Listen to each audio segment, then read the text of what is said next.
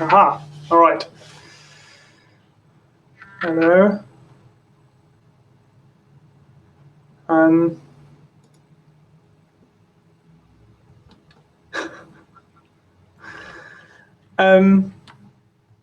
all right, so where should we start? Should we start with students and people again? Who we got on today?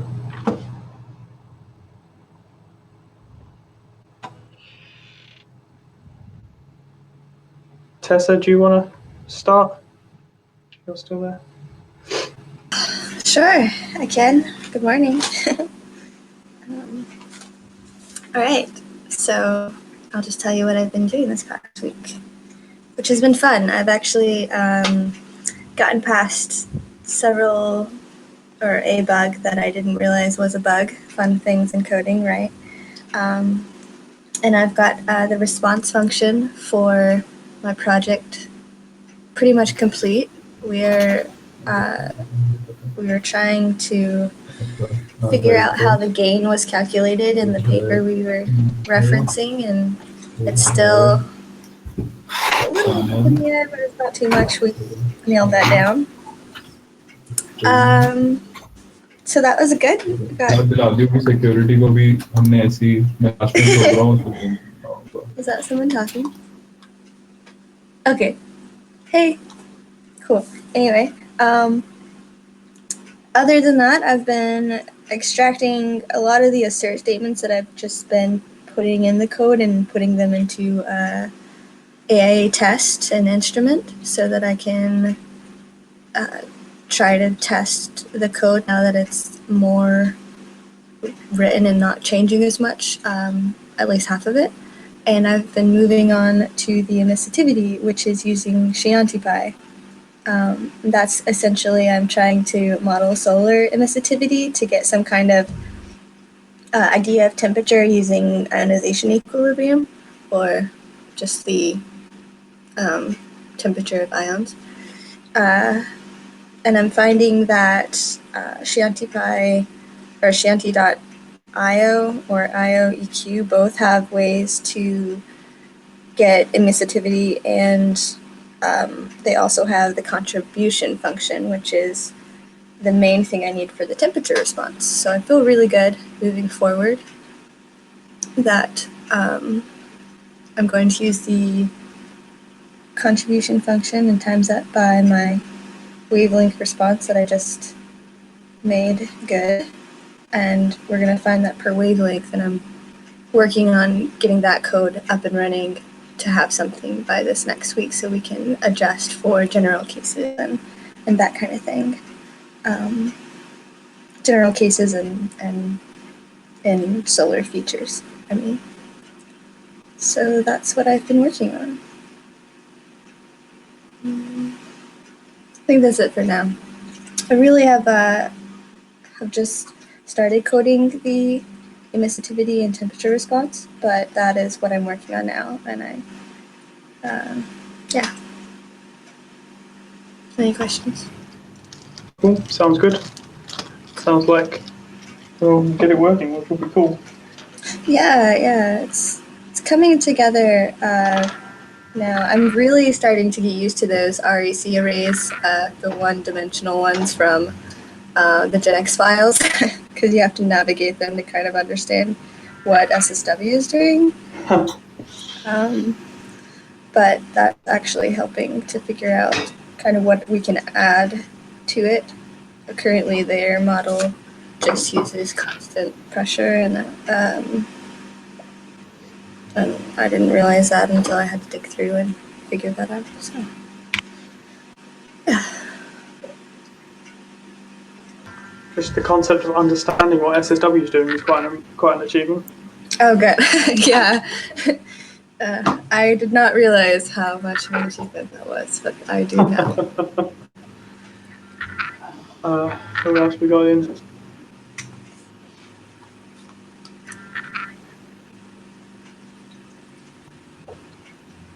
Does anyone want to volunteer to go next?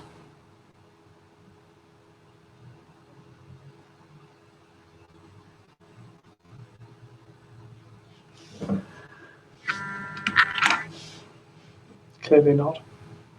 I will therefore pick on somebody. I will pick on Alex. I'm just working from left to right on the list of names at the bottom of my screen, you see. Damn my parents! They've been causing this issue for years. One silly decision. Why couldn't they call me Xavier? Yeah, I would have solved this problem. Okay, yep. So this week was more a matter of refinement of the metadata class that I'd previously created. So it was better trying to fix a couple of bugs on it, trying to make it slightly more usable, and throwing it actually into the class, into the time series class. So for those of you who don't know the problem that I keep on mentioning, essentially the issue with time series is obviously generally you will want to make a time series out of multiple separate files. Normally that will be the same instrument. So for instance, you might have 10 days of goes data that you want to deal with. But of course, those will be stored in 10 individual files, one for each day. And if you want to combine them into something, then you've essentially got 10 different metadatas, pieces of metadata or metadata objects to deal with. And obviously, you can try to get rid of, try to streamline it and get it into one metadata object, but that can be a bit unfortunately confusing, and you can in the end miss important data from that. So for instance, calibration data of the instruments might have changed between those days. So I created a metadata object which can store multiple individual metadata objects, and essentially then it organizes them via the time range and what columns they're entered in. And so, yeah, I described this last week a little bit, and there was a bit of discussion on some of the features that it wanted. It essentially has all of those features now, I hope. And so I thought I'd do a little demonstration. I'll just get my screen up, which requires me dropping resolution massively. Display settings. But yes, essentially, it now seems to be a working entity, and hopefully I'll be able to demonstrate exactly how well or badly it's currently working. So now it's the conference call, share,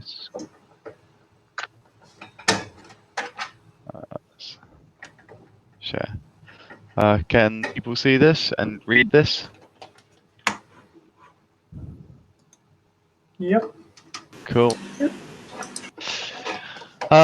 Okay, so essentially, if I want to create a nice time series object, or even let's create a not so nice time series object. Let's make something quite nasty. I'll bring in my general imports, and so this is going to be a time series that contains a number of goes files. So it contains a total of 6 goes files. So if I wanted, I should be able to view that time series as a graph, nice and simply. Peak. So, oh, actually, I'm going to need to.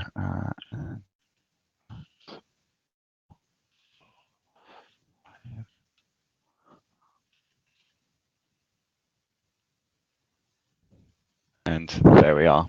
So that is a time series of 6 days of combined data from the GOES satellite. So the important thing that I've been working on primarily is this metadata class. So it's now got the ability to print itself nice and neatly. So here it is. It's a bit long-winded, but essentially you've got 6 time series entries. Obviously, I wanted to make this example data a bit different to being optimized. So in the end, it spans over it spans over 2 GOES satellites. So you've got GOES 14 and GOES 15. I can make this a little bit more legible. To string by reducing the depth of information. So print. So you can hopefully see now that it's just concatenated it a little bit, and obviously it tells you when there's more data to be viewed. So essentially it tells you what columns that it's associated with what time range it's associated with, and then actually just stores a metadata dictionary, which is a like an ordered dictionary, but it's caps insensitive, with all the individual data. So maybe if I do 4, it will include the satellite itself. No, maybe not. But yes, so this is the primary object, and from this particular metadata object, you're actually able to start getting values. So say, for instance, I wanted to find out what telescopes are used. So I, like a normal dictionary, I'd use the get method. Like a normal dictionary, all you need to supply it with is the actual value that you're looking for. So let's say I'm looking for the telescope value.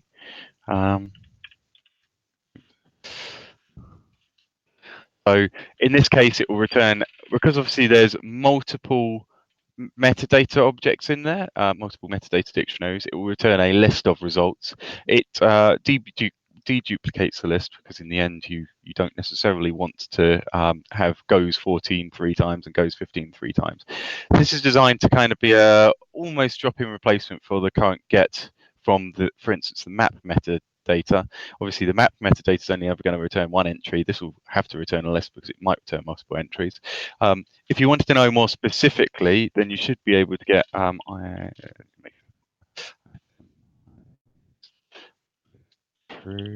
hoping that that's the right one. Yeah. So this then brings back a list similar, essentially in structure, to the original metadata list, but it gives you the time range that it is related to, it gives you the column names that it's related to, and then it gives you the actual result. And obviously this is non-deduplicated, so that you can see all of the metadatas, all of the time ranges that that particular satellite is active for. Annoyingly, time ranges don't print themselves very neatly for if you just want a concise beginning and end date. Obviously, if you want all of the details, they're great. But you can also use filters. So say, for instance, I wanted to filter to only a time range that includes this particular, in fact, let's include the central valley. Then I should be able to do, actually, do I still have it as date time? Yeah, I think so. Time equals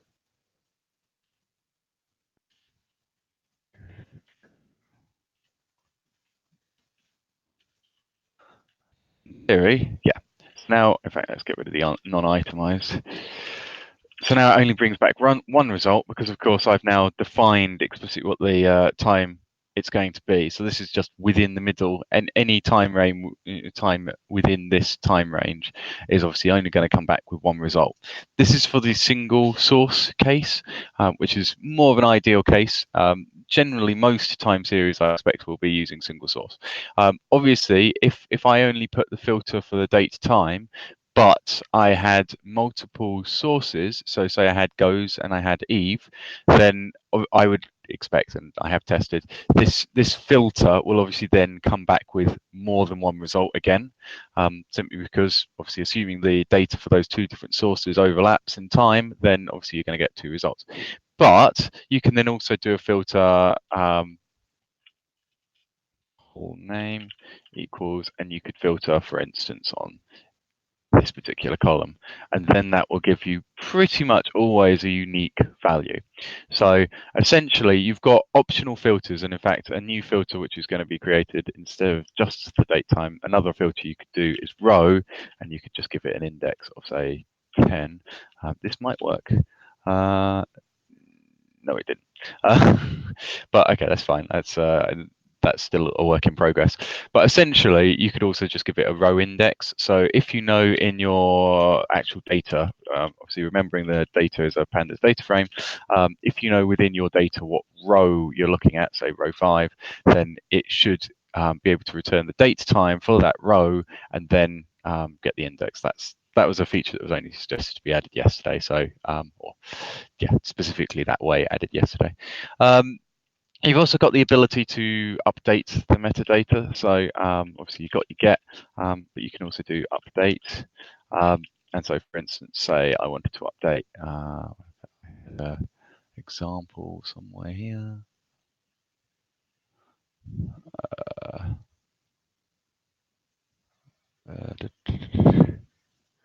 So let's say I want to update here. So with the update function, it has the ability to update to all. So essentially now I should be able to view the meta again. And it should have, yeah. So this key has been added to all. So obviously, the whole point is if you're doing any sweeping changes to all of the data, so you decided to resample the data, then you have the ability to update the metadata for all of them. It's actually got a protection against overwriting a key that's already there. So if I, for instance, tried to overwrite the instrument key, at the moment it won't do it. So the instrument hasn't changed. But there's an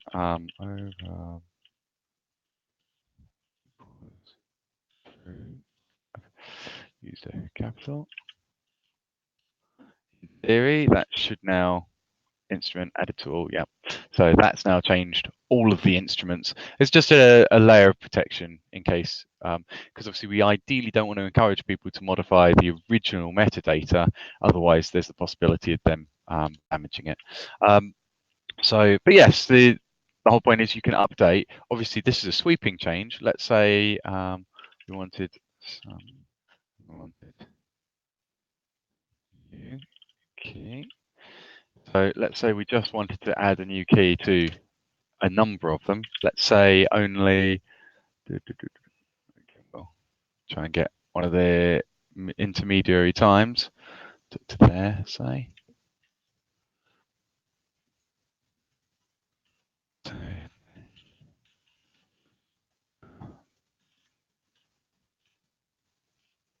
So in this case, once again, we're activating one of the filters. So again, you will be able to use a date time as a filter. You'll be able to use at the same time or on its own. You can use a column name, or you can, instead of using date time, you could use a row again.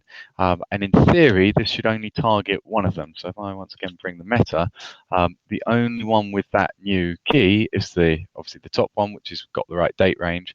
All of the others, they shouldn't have that new key added to them. So it's again, it gives you the option of adding details to either one or more of the metadata. And obviously you can, if you had multiple sources, again, you'd want to add a column or whatever. You'd want to add another column filter, so then essentially you'll only be targeting one metadata object, one metadata entry within the overall metadata object. So there's the ability to update data in there. There's the ability to get data in there related to how you can filter according to whatever you have. If you only care about what column you're looking at, then you can filter according to that. If you only care about what time at a specific time, you can filter to that. So you get the idea. It gives you an awful lot of functionality there.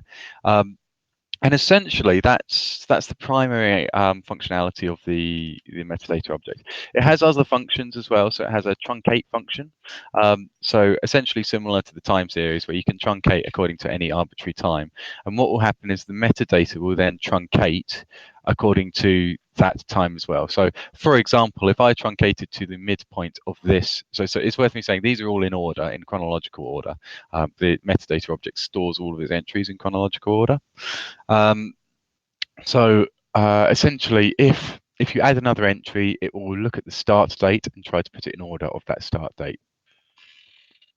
So if, for instance, I wanted to truncate the time series object to halfway through this particular metadata entry, so essentially halfway through the 5th day rather than the 6th day, it will the metadata object will remove this last metadata entry because it's outside of the date range. It will then also truncate this time range specifically to the end time range that you've truncated your data to, because obviously it's just saying this metadata only applies to data within this time range. And obviously if you take out half of this time range as data, then of course it only associates to the data up to that point. So it means you've got a little bit of traceability there. Obviously the same is true on the other side. If I truncated on the beginning, it will either remove now redundant metadata, or again it will truncate the time range. It won't modify the actual metadata values in there, because those relate to the file, and obviously ideally you don't want to modify, for instance, the start time, because then you won't necessarily know which file you got the data from. But it only modifies this time range, which basically says where is this metadata relevant to. But there's truncate, there's concatenate. Obviously, concatenate is basically just taking two metadata objects and combining their entries again in chronological order. It's just again to mirror the time series concatenate function. I'm trying to think whether there's any other important functions. You can rename columns, but that's hardly an important function of the object. Other than that, I think that's all of the main functionality. So I don't know whether anybody has any questions on it, but essentially that is the new metadata object, the new time series metadata object, and hopefully it will now mean that we don't have to worry. Before we were always worried when we concatenate a time series, how is the metadata going to be combined and similar.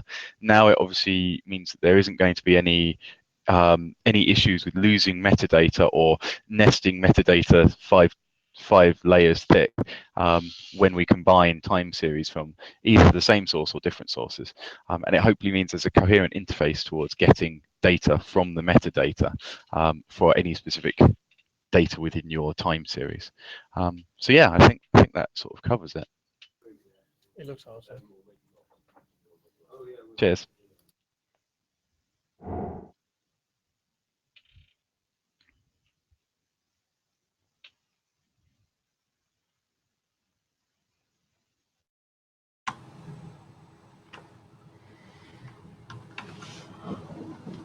Cool. Thanks, Alex.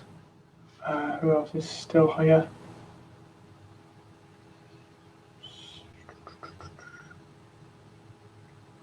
So, Darshan, you still about?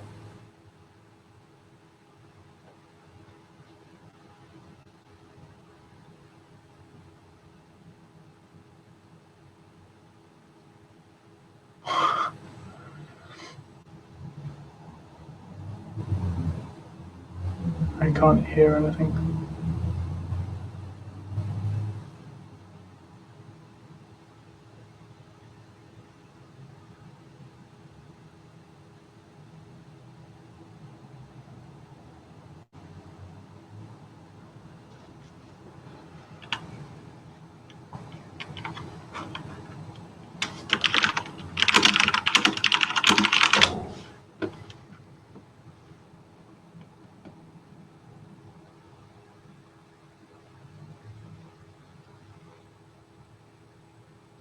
Just takes him as talking. Yeah, I can't hear anything.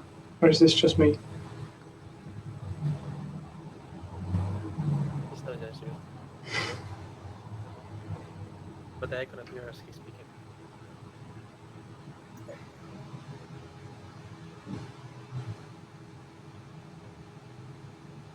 You can hear me, right, Stuart? Yeah. Yeah. Okay.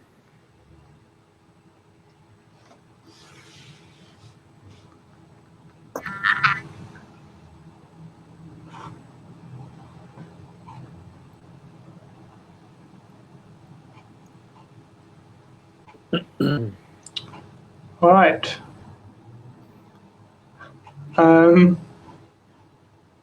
Let's maybe reload. Right.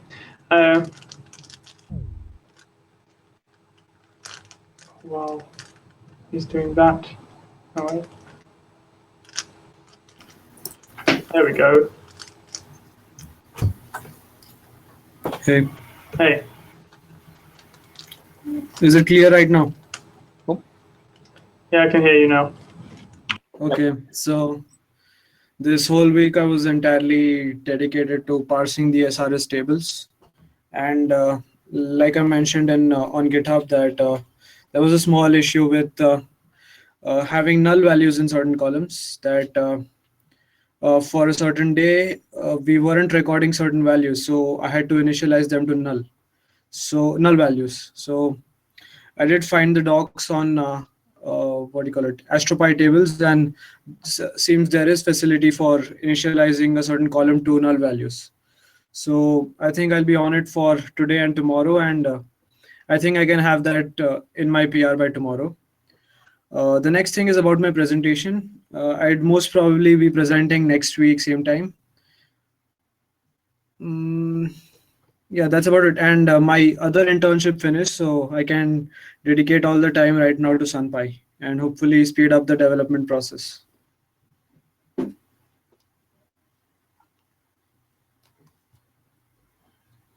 Yeah, I'm done. Cool. Other news.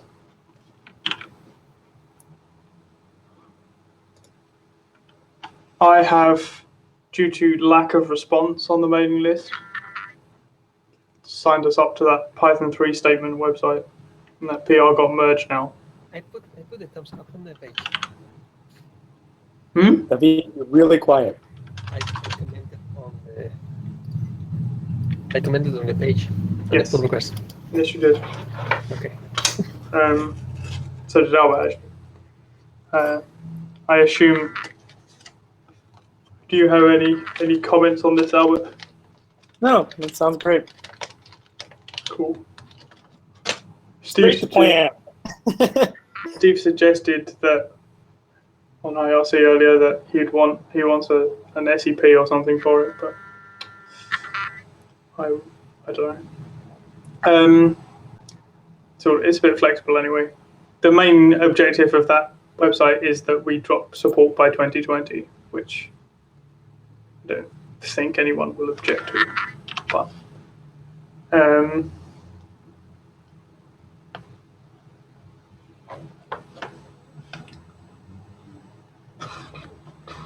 I'm still running Python 2 on my own machine. But that's because on Windows, from what I understand, setting up Python 3 compilation is more of a pain in the ass. So I just don't want to open that can of worms. But I figure between now and version 0.10, I'll figure it out.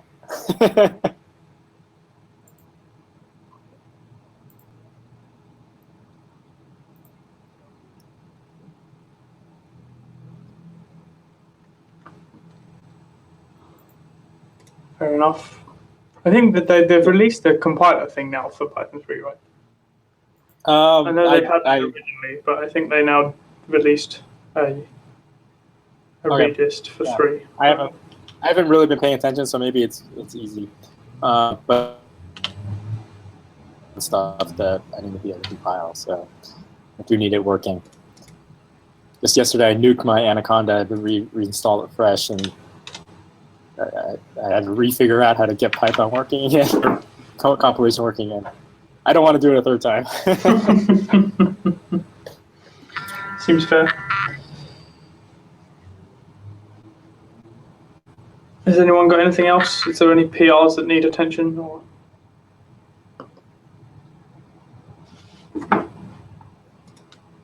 appears we may have a catastrophic CI failure on our hands.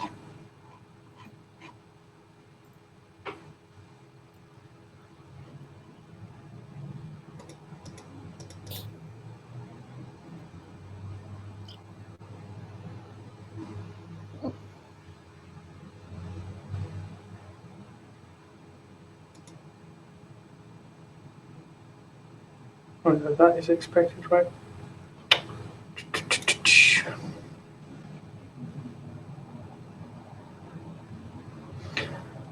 Anyone got anything else? I can't think of anything. I set up a Telegram IRC bridge earlier for anybody who fancies being able to chat in a medium that isn't IRC but still be in IRC. I sent an email out to the dev list with the link.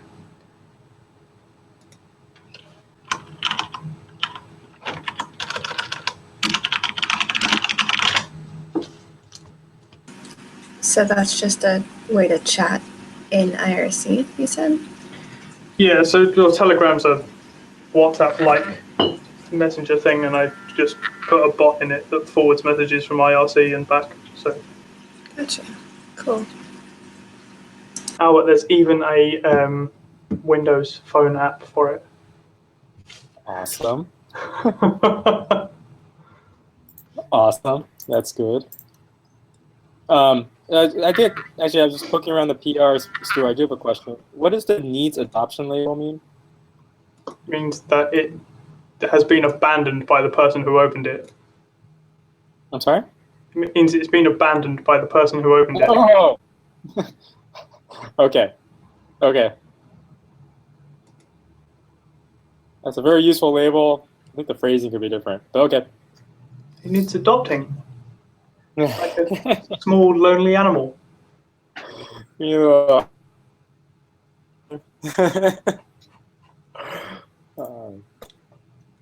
Yeah. Okay.